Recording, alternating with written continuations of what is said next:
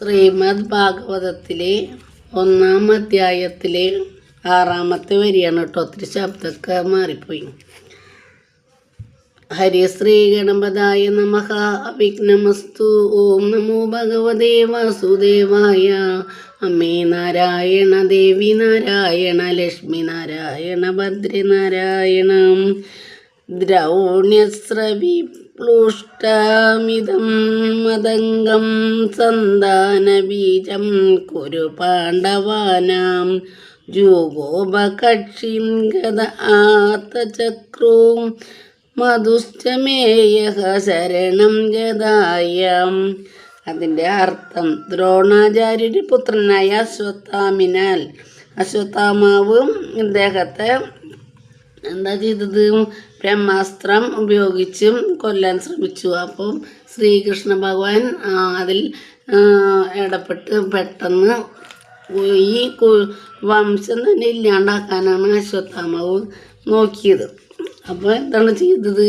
ഇദ്ദേഹം ഉത്തരയുടെ വയറ്റിലേക്ക് ഈ ബ്രഹ്മാസ്ത്രം വിട്ടപ്പോൾ ശ്രീകൃഷ്ണൻ അതിൻ്റെ ഉള്ളിൽ കത്തി വയറിൻ്റെ ഉള്ളിൽ കിടന്ന് കുട്ടി കത്തി മരിക്കുമ്പോഴേക്കും ഭഗവാൻ ഇടപെട്ട് ആ ബ്രഹ്മാസ്ത്രത്തിനെ വലിക്കാൻ പറഞ്ഞപ്പോൾ ഈ ദ്രോണാചാര്യരുടെ മകൻ അശ്വത്ഥാമാവ് സമ്മതിച്ചില്ല.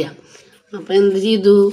അപ്പോൾ ഭഗവാൻ ഇടപെട്ട് അതിനെ കുട്ടീനെ ജീവൻ വെപ്പിച്ചു. അല്ലെങ്കിൽ ആ വംശം തന്നെ ഇല്ലാണ്ടാവുമായിരുന്നു. കാരണം എന്താണെന്ന് വെച്ചാൽ ദ്രൗപദിയുടെ 5 മക്കളും ഉറങ്ങുന്ന സമയത്ത് ദുഷ്ടനായ ഈ ദ്രോണാചാര്യരുടെ മകൻ അശ്വത്ഥാമാവ് ഉറക്കത്തിൽ ഇവർ പഞ്ചപാണ്ഡവരെന്ന് വിചാരിച്ചിട്ടാണ് കൊല്ലുക. അത് കൃഷ്ണൻ ദ്രൗപദിയോട് പറയും, നിൻ്റെ 5 മക്കളും മരിക്കും ഇപ്പം തന്നെ എന്ന് പറഞ്ഞു. നീ നടന്നു എന്ന് പറഞ്ഞിട്ട് കൂടെ നിനക്ക് ഭയങ്കര ആത്മശക്തി വേണം, അല്ലെങ്കിൽ നിനക്ക് സഹിക്കാൻ പറ്റില്ല എന്ന് പറഞ്ഞിട്ട് കൃഷ്ണൻ കൂടെ കൂടി ഇങ്ങനെ കൊണ്ടുപോയി പടി എത്താറായപ്പോഴാണ് ഇവരെ മരണം. അപ്പോൾ അത് കഴിഞ്ഞിട്ട് ഈ അശ്വത്ഥാമാവ് വന്നിട്ട് എന്താ ചെയ്യുന്നത്? ഉത്തരയുടെ നമ്മുടെ അർജുനനും കിട്ടിൻ്റെ ബ്രഹ്മാസ്ത്രം അർജുനന് വലിക്കാൻ പറഞ്ഞപ്പോൾ അപ്പം തന്നെ ഈ ഭൂമി മുടിയെന്ന് പറഞ്ഞപ്പോൾ അപ്പം തന്നെ വലിച്ചു. പക്ഷേ അശ്വത്ഥാമാവ് കൂട്ടാക്കിയില്ല. ഈ കുട്ടി ഉണ്ടായ പിന്നെ ഈ പാണ്ഡവർക്ക് അതൊരു നല്ലൊരു ഭാഗ്യമല്ലേ പാണ്ഡവർക്ക്.